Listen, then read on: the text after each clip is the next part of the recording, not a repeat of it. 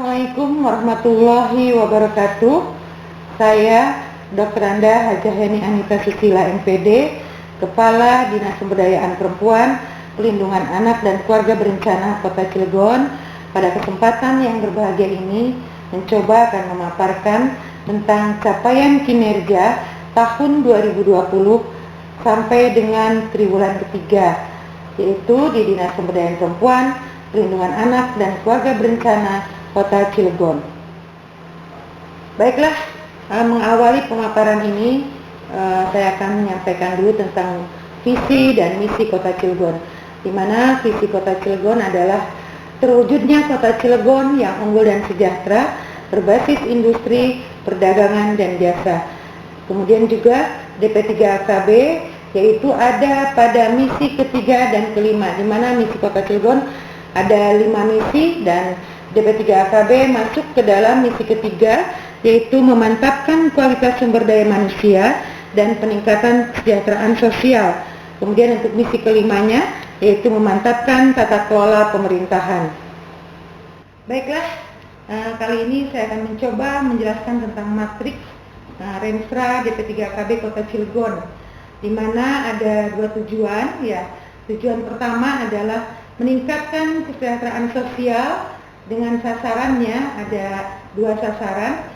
Yang pertama, meningkatnya kualitas keluarga dan pemenuhan kebutuhan dasar rumah tangga sasaran, dan indikator kinerjanya adalah tingkat pertumbuhan alamiah penduduk dan peningkatan kualitas keluarga, di mana target tingkat pertumbuhan alamiah penduduk adalah di tahun 2019 3% dan di tahun 2020 2,5%. Untuk peningkatan kualitas keluarga, targetnya di tahun 2019 15% dan di tahun 2020 juga 15%. Dan untuk sasaran kedua, yaitu terwujudnya kesetaraan serta pemenuhan hak anak dan perempuan, dengan indikator kinerjanya tingkat perwujudan kota layak anak dan tingkat partisipasi perempuan dalam program pemerintah, dengan target untuk perwujudan kota layak anak tahun 2019 adalah 60%, sedangkan di tahun 2020 adalah 70%. Dan tingkat partisipasi perempuan dalam program pemerintah targetnya di tahun 2019 adalah 30%, tahun 2020 35%. Untuk tujuan kedua, yaitu meningkatkan kinerja penyelenggaraan pemerintahan dengan sasaran meningkatnya kualitas penyelenggaraan pemerintahan, dan indikator kinerjanya ada 2, yaitu nilai lakip perangkat daerah dengan tingkat capaian targetnya di tahun 2019 adalah B dan di tahun 2020 adalah B. Kemudian untuk indikator kinerja yang kedua, yaitu tingkat maturitas SPIP dengan level targetnya di level 3 di tahun 2019 dan level 3 juga di tahun 2020. Oke, sekarang kita lihat capaian kinerja sasaran DP3AKB di tahun 2019, di mana ada 3 sasaran. Sasaran yang pertama yaitu dengan 2 indikator, yaitu tingkat pertumbuhan alamiah penduduk, di mana pemerintah Kota Cilegon melalui DP3AKB mampu menekan laju pertumbuhan penduduk hingga 0,86% dari target 3% dan yang memiliki realisasi capaian sebesar 3,4% di Kota Cilegon. Kemudian indikator kedua adalah peningkatan kualitas keluarga.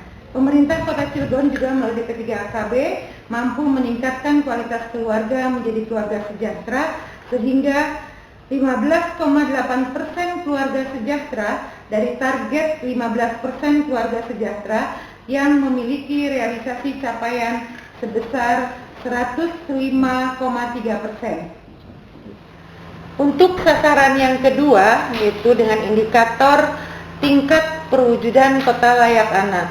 Alhamdulillah, Kota Cilegon di tahun 2019 telah mendapatkan penghargaan menjadi kota layak anak dari Kementerian Pemberdayaan Perempuan dan Pelindungan Anak di tingkat madya. Karena memang sebelumnya tahun 2018 di tingkat pratama. Dan alhamdulillah karena mendapatkan kota layak ini, tingkat capaian dari targetnya 60% dan terrealisasi sepenuhnya, sehingga realisasi capaian adalah sebesar 100%. Dan indikator kedua yaitu tingkat partisipasi perempuan dalam program pemerintah, di mana tingkat partisipasi perempuan itu diukur atau dilihat dari peran kader Cilegon Mandiri yang berjumlah 2.550 orang di hampir semua kecamatan atau kelurahan tersebar di Kota Cilegon, dan ini semua kader aktif ya, sehingga program-program pemerintah alhamdulillah juga bisa mencapai sesuai target, sehingga realisasi capaian sebesar 100%. Oke, sekarang kita lanjut pada sasaran ketiga, di mana ada dua indikator juga. Yang pertama adalah nilai lakip perangkat daerah, dan alhamdulillah pada tahun 2019 DP3AKB ya mendapatkan nilai lakip B, kemudian dari target B, sehingga tingkat realisasi capaian yang didapat sebesar 100%. Dan untuk indikator tingkat maturitas SPIP tahun 2019 mendapatkan tingkat maturitas level 3 dari target level 3, sehingga tingkat realisasi capaian yang didapat sebesar 100%. Baiklah, sekarang kita beranjak kepada capaian kinerja DP3AKB tahun 2020, tetapi hanya sampai dengan triwulan 3. Kalau tadi sebelumnya adalah capaian kinerja di tahun 2019, akan kita bandingkan dengan tahun 2020.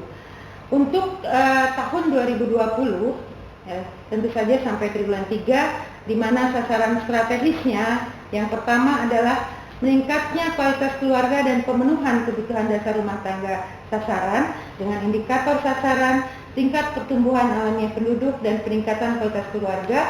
Targetnya adalah ya, indikator pertamanya 2,5%, dan sampai triwulan 3 realisasinya sudah 1,46%, sehingga tingkat capaiannya yaitu 171%. Dan indikator kedua yaitu peningkatan kualitas keluarga, targetnya adalah 15%, dan sampai triwulan 3 realisasi sudah mencapai 16,52%, sehingga tingkat capaian yaitu 110,13%. Untuk sasaran strategis yang kedua yaitu terwujudnya kesetaraan serta pemenuhan hak anak dan perempuan dengan indikator sasaran. Yang pertama, tingkat perwujudan kota layak anak.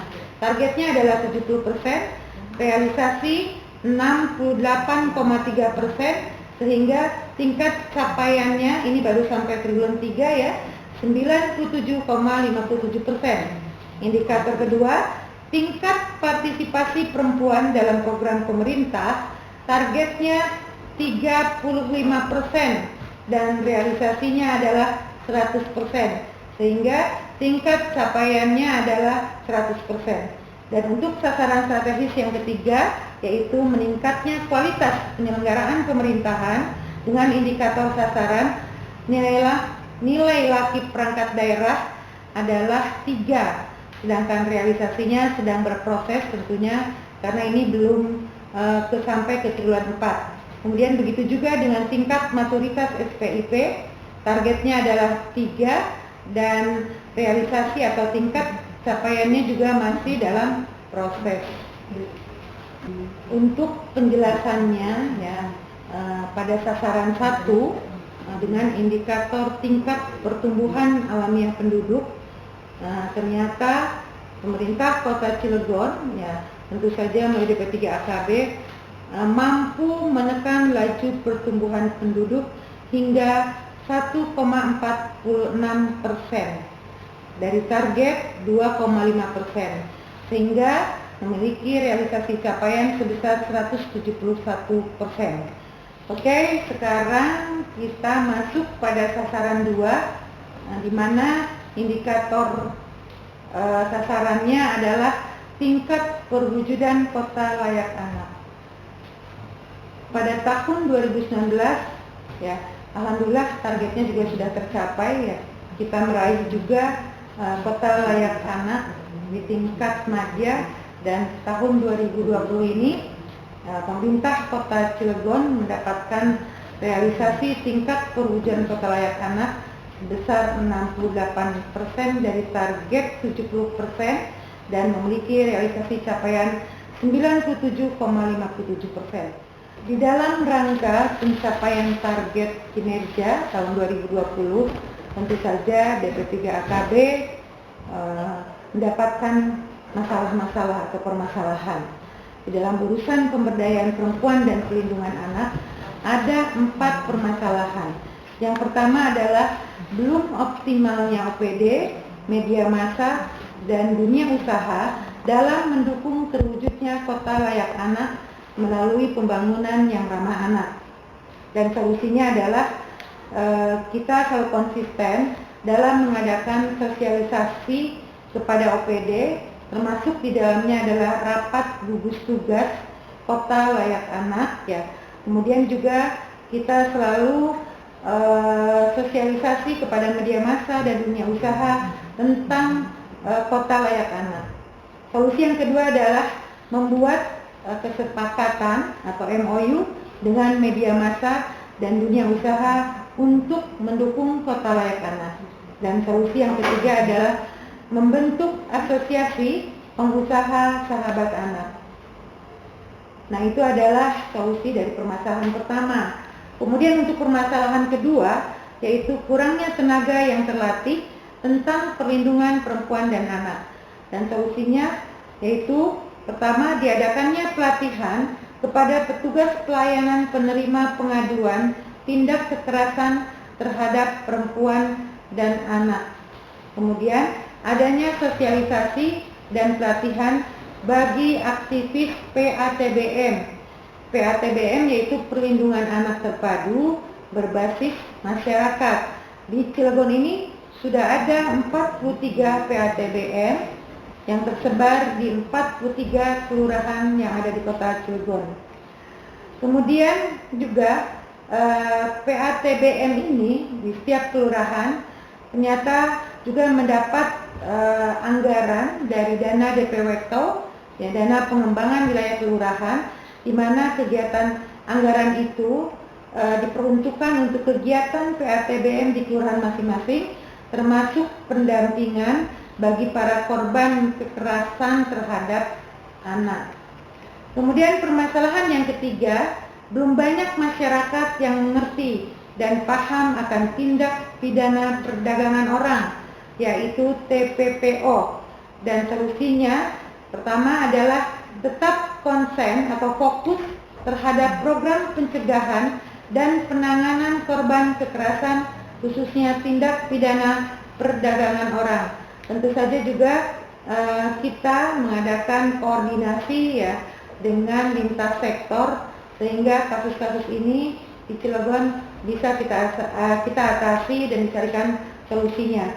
Yang kedua, ini mengusulkan Perda TPPO, yang alhamdulillah sampai saat ini Raperda TPPO ini sedang dibahas di bagian hukum Setda Kota Cilegon. Permasalahan yang keempat, masih kurangnya pemahaman pada OPD, kecamatan, dan kelurahan dalam pengoperasian atau pengisian aplikasi website si kecil, yaitu Sistem Informasi Kecamatan Kelurahan Eman Kecil.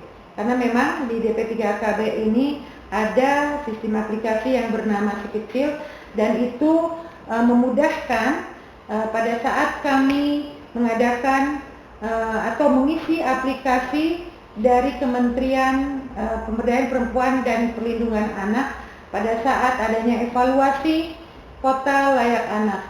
Dan tentu saja solusinya yaitu memperbanyak volume pelatihan pengoperasian aplikasi website si kecil, baik itu bagi OPD, kecamatan, dan kelurahan. Demikian yang dapat saya sampaikan tentang capaian kinerja DP3AKB di tahun 2020. sampai dengan triwulan 3. Mohon maaf atas segala kekurangan dan saya akhiri dengan billahi taufik wa hidayah. Wassalamualaikum warahmatullahi wabarakatuh.